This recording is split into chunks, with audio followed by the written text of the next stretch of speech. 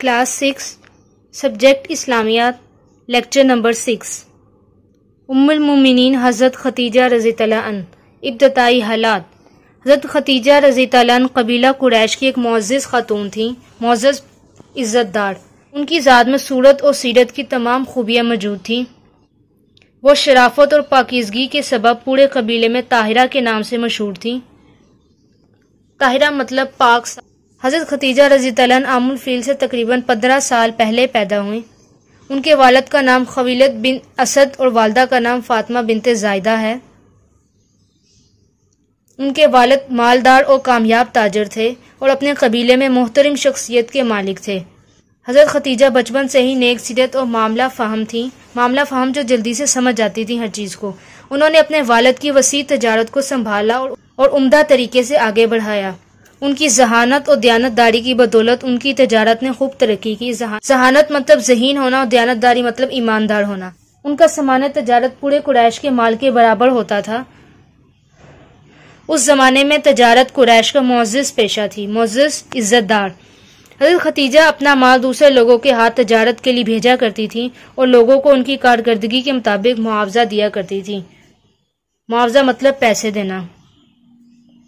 اس زمانے میں حضور صلی اللہ علیہ وسلم کی صداقت اور دیانت کا چرچا پورے مکہ مکرمہ میں پھیلا ہوا تھا۔ صداقت مطلب سچ بولنا اور دیانت مطلب دیانت داری، ایمانداری۔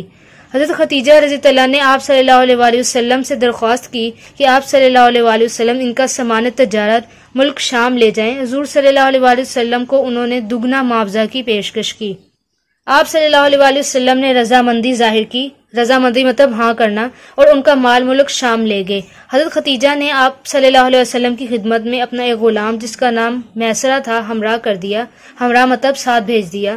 میسرہ نے سفر کے دوران آپ صلی اللہ علیہ وسلم کے حسن اخلاق اور تجارت کے معاملات کو دیکھا۔ وہ آپ صلی اللہ علیہ وسلم کی صداقت اور دیانت سے بہت متاثر ہوا اور سامان کی خرید و فروخت کا پورا حال حضرت خدیجہ کو بتایا۔ اس سفر میں ان کو اتنا منافع ہوا، منافع مطلب فائدہ ہوا، جو اس سے پہلے کبھی حاصل نہیں ہوا تھا۔ میسرہ نے حضور صلی اللہ علیہ وسلم کی دیانت داری، بلند کرداری اور حسن کارکردگی کے بارے میں حضرت خدیجہ کو تفصیلات بتائیں، جنہیں سن کے آپ بہت متاثر ہوئیں۔ دیانت داری، ایمانداری، بلند کرداری، اچھا کردار ہونا، حسن کارکردگی مطلب اچھے طریقے سے کام کرنا۔ حضرت خدیجہ رضی اللہ عنہ کا رسول اللہ صلی اللہ علیہ وسلم سے نکاح۔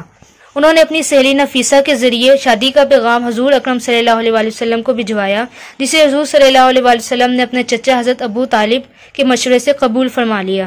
اس وقت آپ صلی اللہ علیہ وسلم کی عمر مبارک 25 برس تھی، جبکہ حضرت خدیجہ کی عمر 40 سال تھی۔ حضرت ابو طالب نے آپ صلی اللہ علیہ وسلم کا نکاح فرمایا۔ جب رسول صلی اللہ علیہ وسلم کی عمر مبارک 40 سال ہوئی تو آپ صلی اللہ علیہ وسلم پر اللہ تعالیٰ کی طرف سے غار ہرا میں نزول وحی کا آغاز ہوا۔ نزول وحی مطلب وحی نازل ہونا۔ آپ صلی اللہ علیہ وسلم نے حضرت خدیجہ کو تمام تفصیلات سے آگاہ فرمایا۔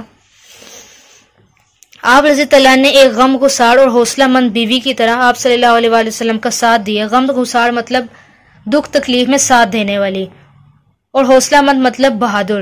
حضور صلی اللہ علیہ وسلم نے جب اللہ تعالیٰ کے حکم سے اسلام کی تبلیغ شروع کی تو عورتوں میں سب سے پہلے حضرت خدیجہ نے آپ صلی اللہ علیہ وسلم کی آواز پر لبیک کہا اور فوراً کلمہ پڑھ کر مسلمان ہو گئی۔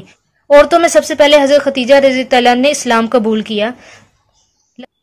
جب تک وہ زندہ رہیں تبلیغ اسلام میں حضور صلی اللہ علیہ وسلم کا سہارا بنی رہیں اور ہر مشکل وقت میں آپ صلی اللہ علیہ وسلم کی پوری مدد کرتی رہیں۔ تبلیغ اسلام مطلب اسلام کی تعلیم دینا۔ اہل قریش کی سختی اور مخالفت کے باوجود اسلام پھیلتا گیا، یہاں تک کہ ان کے لیے حضور صلی اللہ علیہ وسلم کی تبلیغ ناقابل برداشت ہو گئی۔ اہل قریش نے آپ صلی اللہ علیہ وسلم اور آپ صلی اللہ علیہ وسلم کے خاندان بنو ہاشم سے مکمل طور پر قطع تلقی اختیار کر لی۔ قطع تلقی مطلب تعلق توڑ لینا، بات چیت ختم کر دینا۔